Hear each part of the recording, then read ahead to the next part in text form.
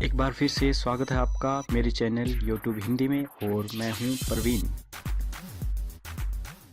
नमस्कार दोस्तों, मैं हूं परवीन और आप देख रहे हैं मेरा चैनल यूट्यूब हिंदी। दोस्तों, आज मैं आपको बताने जा रहा हूं कि किस प्रकार से आप घर बैठे अपने लैपटॉप के द्वारा देना बैंक का फॉर्म ऑनलाइन अप्लाई कर सकते हैं। मैं आपको स्टेप बाय स्टेप ये बताने जा रहा हूं कि किस प्रकार से आपको ये फॉर्म ऑनलाइन अप्लाई करना है। अगर फिर भी आपको कोई प्रॉब्लम आती है तो आप अपना फॉर्म मेरे द्वारा ऑनलाइन अप्लाई करवा सकते हैं। आपको किस प्रकार से अपना फॉर्म मेरे द्वारा ऑनलाइन अप्लाई करवाना है, इसकी वीडियो आप नीचे डिस्क्रिप्शंस में देख सकते हैं, या फिर आप राइट साइड में कॉर्नर पे आपको जो ये छोटा सा आई का निशान दिख रहा है वहाँ पे क्लिक करके भी आप मेरी वो वीडियो देख सकते हैं। तो चलिए ये फॉर्म हम किस प्रकार से अप्लाई करेंगे, आइए सीखते हैं।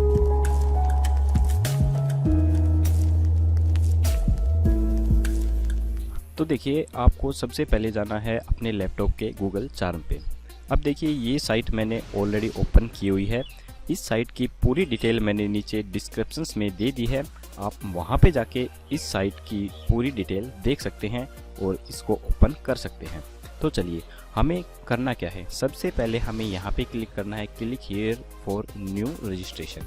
उसके बाद देखिए, इस प्रकार से ये आपको स्क्रीन दिखाई देगी और आपको यहाँ नीचे जाना है और यहाँ कंटिन्यू पे क्लिक करना है।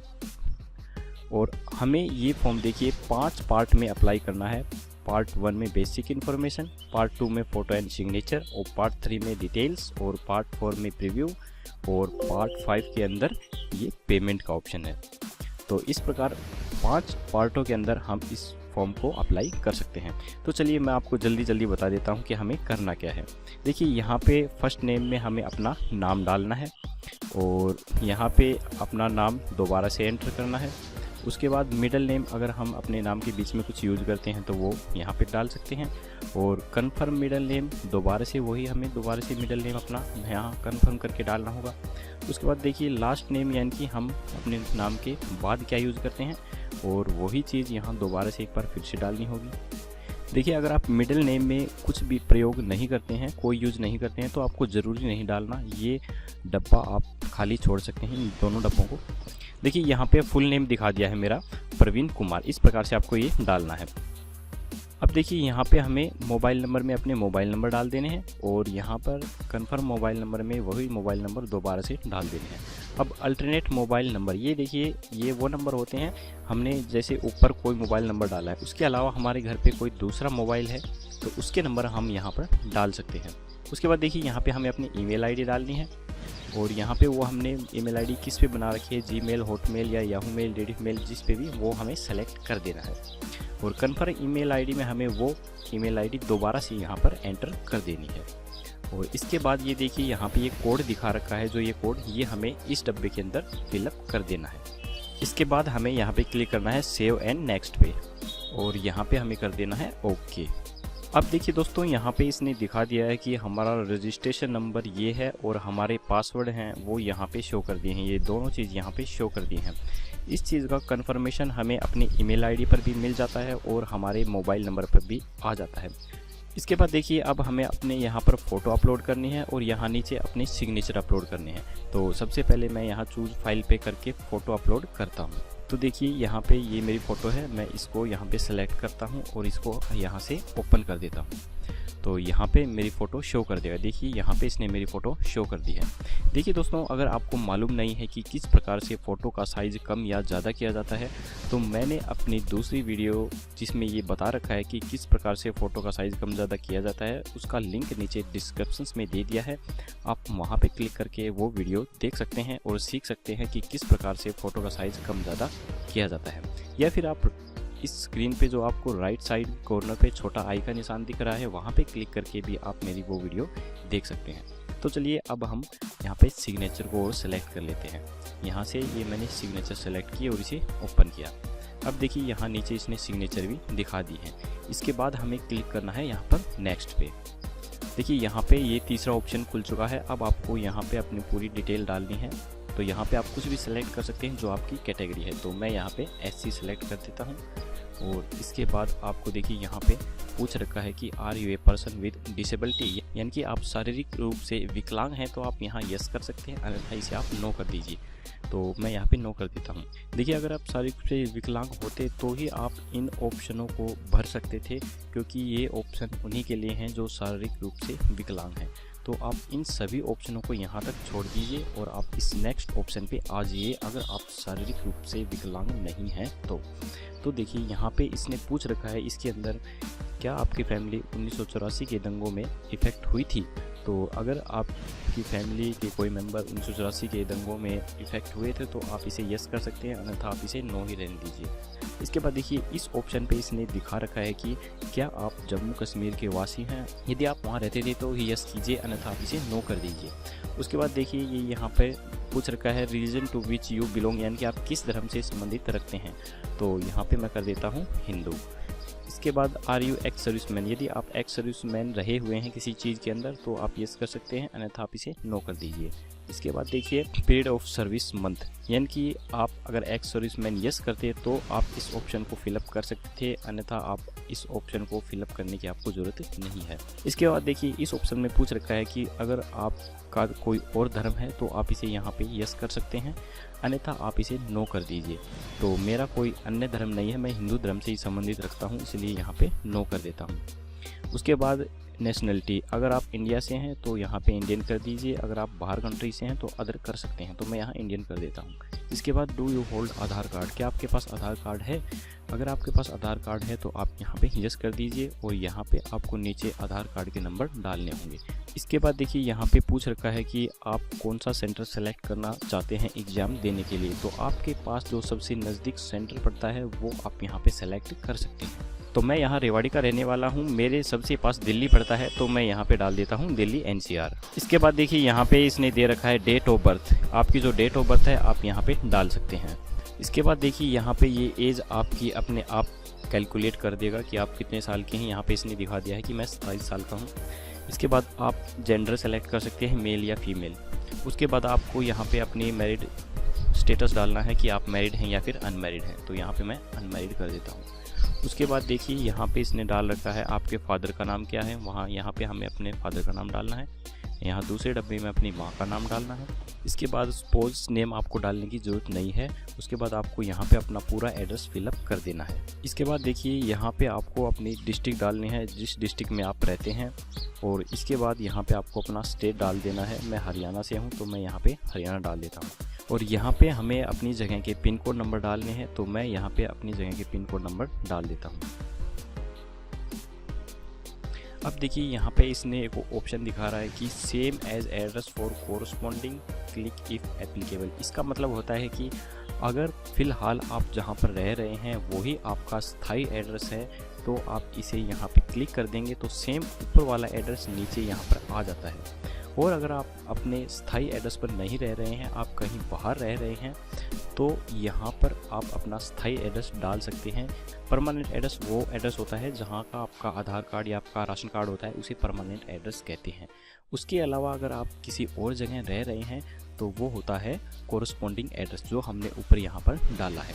अगर आप फ़िलहाल अपने गांव में ही रह रहे हैं तो आप दोनों एड्रेस को यहाँ पे क्लिक करके सेम कर सकते हैं। देखिए ऊपर जो है वही सेम टू सेम नीचे आ जाता है। इसके बाद देखिए अमाउंट 100 रुपये, ये इसने यहाँ इस फॉर्म की फ़ीस दिखा दी है कि इस फॉर्म को अगर आप अप्लाई करेंगे तो आपको 100 रुपये चार्ज देने होंगे। तो यहाँ पे ये इसने ऑटोमेटिक दिखा दी है। तो इसके बाद हमें क्लिक करना है वैलिडेट योर डिटेल पे। देखिए इसका मतलब क्या होता है वैलिडेट योर डिटेल। इसका मतलब होता है कि ये आपके द्वारा भरी गई सभी इन्फॉर्मेशन को चेक करता है कि क्या आपने सभी वो इन्फॉर्मेशन फिलअप कर दी हैं जो इस फॉर्म के अंदर ज़रूरी मांगी गई हैं। अगर आपने सभी इन्फॉर्मेशन डाल दी हैं तो यहाँ पे इस प्रकार से SMS दिखा देगा वेरीफाई सक्सेसफुल। और अगर आपने सभी इन्फॉर्मेशन नहीं डाली हैं तो ये यहाँ पे वेरीफाई सक्सेसफुल नहीं दिखाएगा, बल्कि आपको ये शो करेगा कि आपने ये इन्फॉर्मेशन नहीं डाली है, इस इन्फॉर्मेशन को आप डालिए, उसी के बाद आपका फॉर्म सबमिट होगा। तो इसके बाद मैंने सभी यहाँ पे इन्फॉर्मेशन डाल दी हैं, तो यहाँ पे आपको क्लिक करना है ओके, और इसके बाद आपको क्लिक करना है सेव एंड नेक्स्ट पे। अब देखिए यहाँ पे हमें डालनी है अपनी क्वालिफिकेशन, यानी कि हमने जो एजुकेशन क्वालिफिकेशन पास की हुई हैं वो सभी हमें यहाँ पे फिलअप करनी है। तो मैं यहाँ पे सभी चीज़ें डाल देता हूँ। तो देखिए यहाँ पे इसने दिखा रखा है कि जो आपने ग्रेजुएशन की है वो किस सब्जेक्ट से की है, आर्ट साइंस जो कुछ भी आप सेलेक्ट कर सकते हैं। मैंने आर्ट से की है तो मैं यहाँ पे आर्ट कर देता हूँ। किस साल में आपने पास की है यहाँ पे आपको वो साल डालना है, और यहाँ पे हमें परसेंटेज डालनी है जो हमारी ग्रेजुएशन में परसेंटेज है, और किस क्लास से यानी कि कौन सी हमारी डिवीज़न बनी है वो हमें यहाँ पे सेलेक्ट करनी है। इसके अलावा यहाँ पर अगर आपने पोस्ट ग्रेजुएशन की हुई है तो वो डिटेल भी आप यहाँ सेकंड डब्बे में डाल सकते हैं, और उसके अलावा आपने कोई डिप्लोमा किया हुआ है या उसके अलावा आपने कुछ भी डिप्लोमा डिग्री कुछ भी की हुई है तो वो डिटेल आप यहाँ पे डाल सकते हैं। ये डिटेल डालनी दोस्तों नीचे कोई खास ज़रूरी नहीं है, ग्रेजुएशन डालना ज़्यादा ज़रूरी है क्योंकि ये फॉर्म ग्रेजुएशन बेस का है तो ये डालना इंपॉर्टेंट है। तो नीचे अगर आपने कुछ चीज़ें फिलअप करनी है तो आप कर भी सकते हैं, वरना कोई ज़्यादा ज़रूरी नहीं है। इसके बाद देखिए दोस्तों यहाँ पर इसने दिखा रखा है post qualification work experience detail. यदि आपने किसी बैंक में पहले काम किया हुआ है तो आप इसे यहाँ पे यस कर सकते हैं, अन्यथा आप इसे यहाँ पर नो कर दीजिए। उसके बाद आपको यहाँ पे लैंग्वेज सेलेक्ट करनी है, हिंदी और इंग्लिश आप सेलेक्ट कर सकते हैं। इसके अलावा अगर आपको कोई भाषा आती है तो वो भी यहाँ पर आप सेलेक्ट कर सकते हैं। इसके बाद हमें क्लिक करना है वैलिडेट योर डिटेल। तो जैसे ही हम वैलिडेट योर डिटेल पे क्लिक करेंगे यहाँ पे इसने देखिए ये लाल ऑप्शन दिखा दिया है, तो इसका मतलब है कि कुछ चीज़ यहाँ पर रह गई हैं जो भरना ज़रूरी है। तो हम देखते हैं क्या चीज़ रह गई है।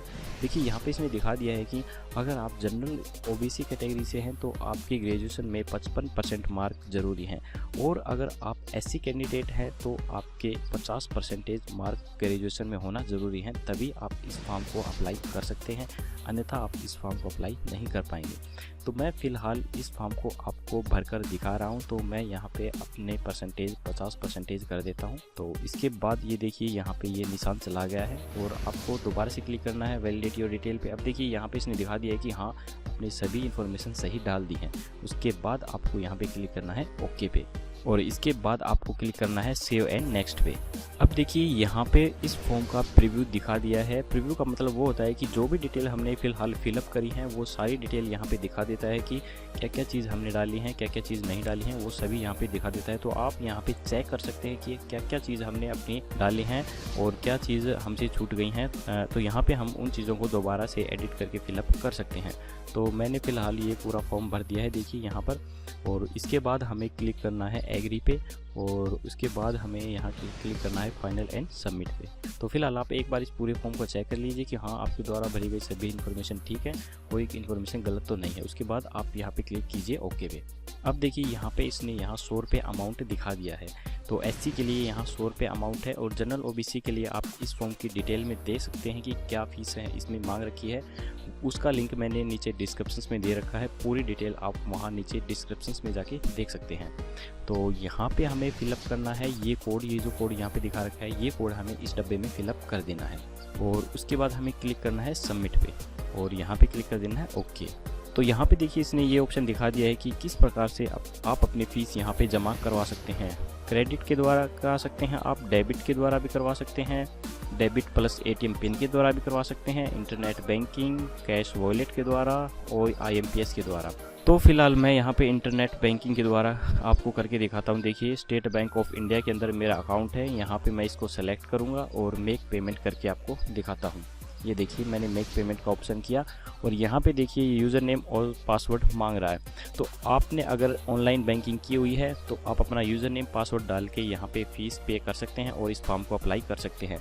तो देखिए दोस्तों मैं इस फॉर्म को अप्लाई नहीं करना चाहता हूँ, मैंने सिर्फ एग्जाम्पल के तौर पे ये फॉर्म आपको भर के दिखाया है, इसलिए मैं इस फॉर्म की फीस पेड नहीं कर रहा हूँ। तो फिलहाल मैं इसको यहाँ पे बंद कर देता हूँ। तो देखिए दोस्तों जैसे ही आप इस फॉर्म की फीस पेड कर देंगे ऑनलाइन बैंकिंग के द्वारा, तो ऑटोमेटिक आपके पास पीडीएफ फॉर्मेट में इस फॉर्म का प्रिंट आ जाएगा। उस प्रिंट को आपको अपने लैपटॉप में या तो सेव करके रखना है, या फिर आप किसी भी शॉप पे जाके उसे प्रिंट करवा के रख सकते हैं।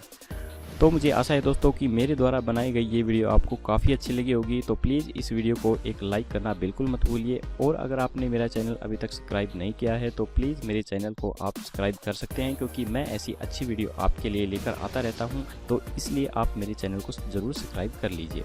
तो जल्दी ही मिलते हैं दोस्तों एक नई वीडियो के साथ, तब तक के लिए जय हिंद जय भारत।